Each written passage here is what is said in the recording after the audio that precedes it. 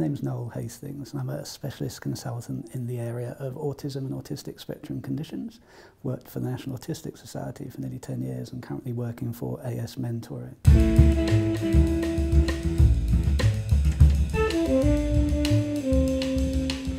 There are three main elements that characteristics for a lot of the clients that we work with, and they're all around social stuff. So social communication, social relationships and interactions, and just kind of social understanding. Those are the three areas that most of our clients will have difficulty with.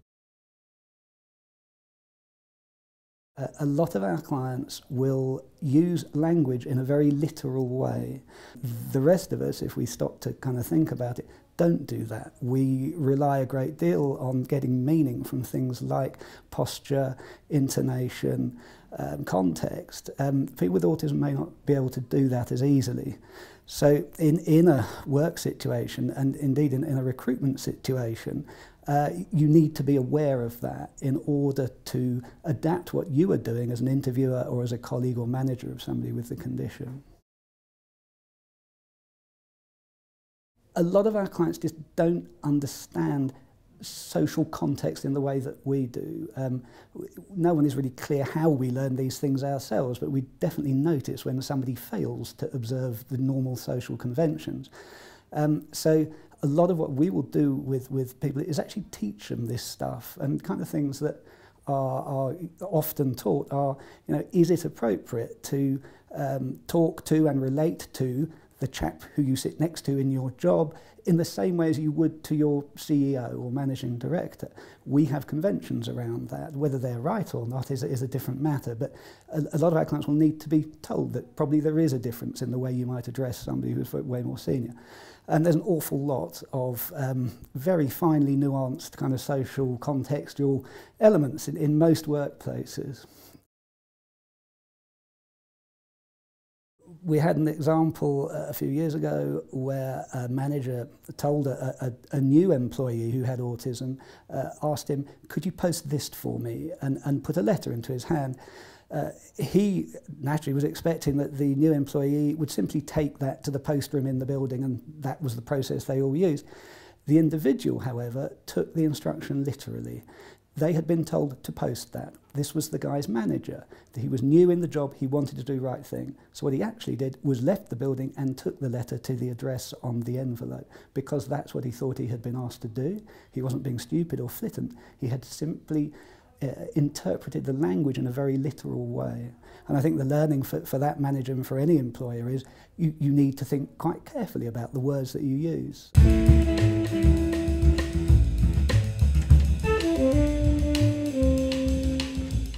I think the main one is awareness. People around that person, working with that person, need to understand that they have this condition, and as a consequence, the way they behave may be different at times. It's not neither better or worse, but it can be different. So being aware that somebody has an autistic spectrum condition, to me, is the principal, most important thing that an employer should do. And that's something that, organisations like the one I work for and others are able to provide that kind of guidance and help.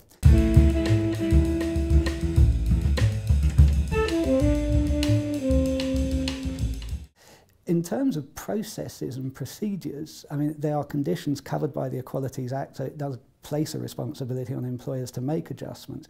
But a lot of those adjustments are frankly no more than good management. It's things like clarity of communication, clarity of instruction, doing something at the time you say you're going to do it.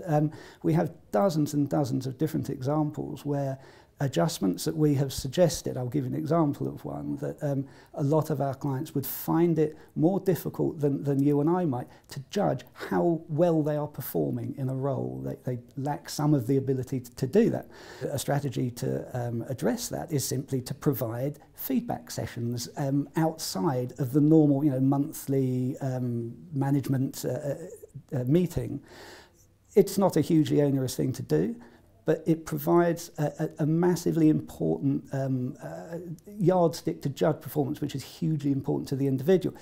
We've had situations where we have advised an employer to do that, and the line manager does provide that as a adjustment in procedure for that individual. And then over the course of sort of succeeding weeks and months, all of the other members of the team approach the manager and say, can we have that too? It actually works. So it's not arcane or unusual things that people put in place. They are generally just good management processes and standards.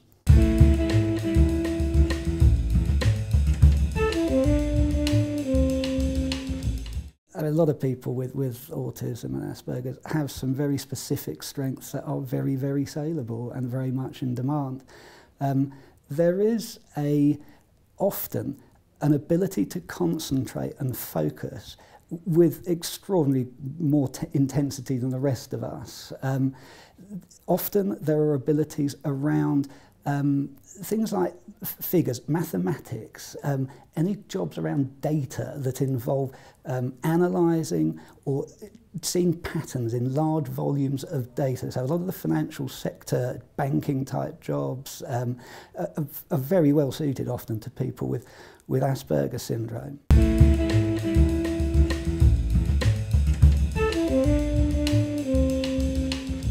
Most of the firms who we have worked with, and who've worked with our clients with Asperger's and autism, say sort of three things. They were apprehensive before they started, just because they didn't know anything about this condition, but that in actual fact, with the appropriate kind of professional support, it was quite easy to work with.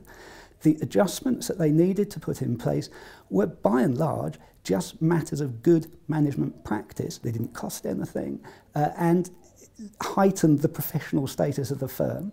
And the third thing was that they got a real sort of emotional and psychological payoff from it. You are diversifying the people you work with and the offering that your firm had. And that's something that I think is everyone's benefit. We don't do enough of it. But in this circumstance, I think a lot of firms have been surprised at what a benefit it has been from that respect too.